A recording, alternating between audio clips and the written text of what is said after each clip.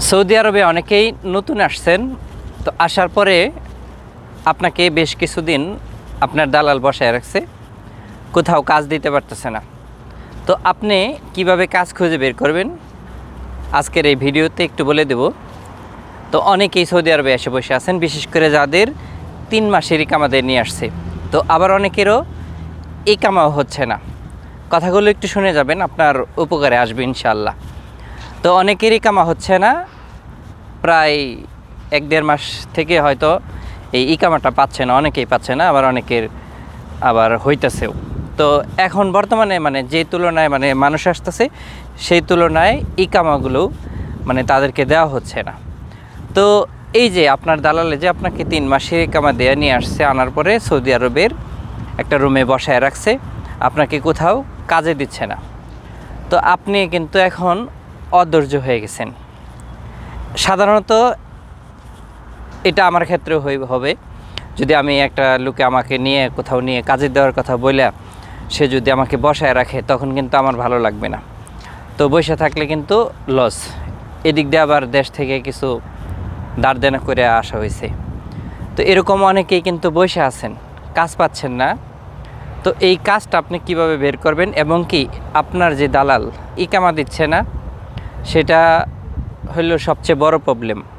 ইকামাটা যদি আপনাকে দিত, তাহলে হয়তো আপনি ভিন্ন একটা জায়গায় আপনি চেষ্টা করতেন। তো এরকম 2 মাস বসায় রাখার পরে যখন আপনার 3 নম্বর মাসে পড়বে, তখন ওইটাই কিন্তু আপনার শেষ। তখন ইকামাটা দিলে হয়তো 15 দিন 20 দিন থাকবে ইকামার মেয়াদ। তো আপনি কি করবেন?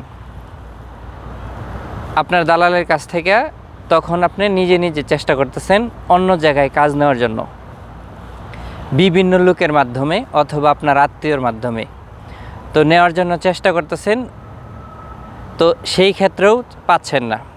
আবার কোনো মাধ্যমে যদি আপনি একটা কাজের সন্ধান পান, সেইখানে কথা বললেও সে হয়তো কিছু টাকা দাবি করতেছে। এটা সাধারণত হয়েই থাকে, কারণ আপনি আসছেন 4 লক্ষ 5 লক্ষ টাকা খরচ করে আসতে পারতেছেন, আবার আপনাকে একজনে ফ্রিতে সৌদি আরবে কাজ নিয়ে দিবে, এখন এই সংখ্যা একেবারেই কম। একেবারেই যে 2-1 জনের কাজ ফ্রিতে মানুষ নিয়ে দিচ্ছে না তা না, কিন্তু বর্তমানে এখন এটাও একটা ইনকামের রাস্তা। তো যাই হোক, যে কথা বলতেছিলাম, আপনার কাজ আপনি কিভাবে খুঁজে বের করবেন, অথবা কিভাবে আপনার দালালের কাছ থেকে এই কাজের টাকা উদ্ধার করবেন। তো দেখুন, যদি দেখেন 2 মাস পার হয়ে গেছে, আপনাকে কোথাও কাজে দিচ্ছে না, অথবা ইকামা দিচ্ছে কাজ দিচ্ছে না, যে কোনো একটা কিছু করছে আপনার সাথে, তো তখন আপনি তাকে প্রেশার দেন। অথবা যদি যে এজেন্সির কাছ থেকে আসছেন, সেই এজেন্সি যদি এখানে কোনো লোকের মারফতে কাজ দেওয়ার চেষ্টা করে বা বসায় রাখার চেষ্টা করে, তখন দেশ থেকে এজেন্সিকে একটু চাপ দেওয়ার চেষ্টা করবেন। বলবেন যে এখানে আমার আত্মীয় আছে, বা আপনি যেই মাধ্যমে থেকে কাজটা নেবেন, কাজ পাবেন, তো তাকে যে পরিমাণের অ্যামাউন্টটা দিতে হবে, তো সেটা আপনি তার এই লোকের কাছ থেকে, আপনার যে দালাল আছে তার কাছ থেকে উদ্ধার করবেন। এটা কী জন্য আপনাকে বলতেছি, উদ্ধার করার জন্য। তো ধরেন আপনি অধৈর্য হয়ে যদি চলে যান, তো সে কিন্তু আপনাকে এক জায়গায় না এক জায়গায় কাজে দিবে। তো অধৈর্য হয়ে চলে যাওয়ার কারণে কিন্তু তার এই যে টাকাটা বাইসে গেল। তো এইটাই হচ্ছে এখন কিন্তু মূল ব্যবসা। সৌদি আরবের যে কিছু লোকাল দালাল আছে, এরা কিন্তু এই পাবলিকের সাথে এটাই করতেছে। তো যাই হোক, আপনি অধৈর্য হবেন না। আপনার ইকামা যদি এক্সপায়ারও হয়ে যায়, এরপরেও আপনি কিছু না কিছু কোনো না কোনো জায়গায় আপনি কাজ পাবেন, এটার জন্য কোনো সমস্যা হবে না। কিন্তু যেহেতু অন্য জায়গায় কাজ নিতে গেলে আপনার টাকা লাগতেছে, তো সেই ক্ষেত্রে আপনি তার কাছ থেকে টাকাটা উদ্ধার করার চেষ্টা করবেন। আর দালালের রুমে বসে না থেকে একটু বের হবেন, আশেপাশের দোকানগুলোতে খোঁজ নেবেন, তো এইখান থেকেও একটা ব্যবস্থা হয়ে যাবে ইনশাআল্লাহ।